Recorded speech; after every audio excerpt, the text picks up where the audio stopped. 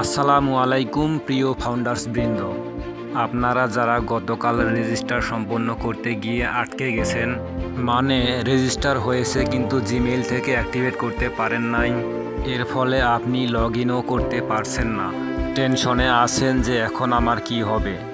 আমি বলছি আপনারা কোনোই টেনশন করবেন না, একটু ধৈর্য ধরুন। লগ ইন কোড অবশ্যই আসবেই আসবে।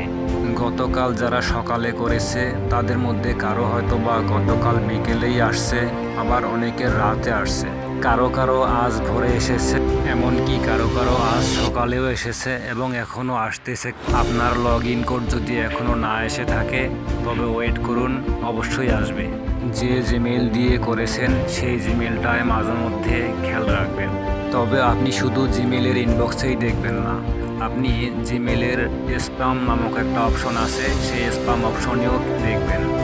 আমিও এরকম সমস্যার সম্মুখীন হয়েছিলাম, তবে আমার অ্যাক্টিভেট কোড জিমেইলের স্প্যাম অপশনে এসেছিল। আমিও গতকাল সকালে করেছিলাম কিন্তু আমার ভোরে এসেছে। আপনি 5 ঘন্টা 10 ঘন্টা এমনকি 24 ঘন্টা ওয়েট করুন।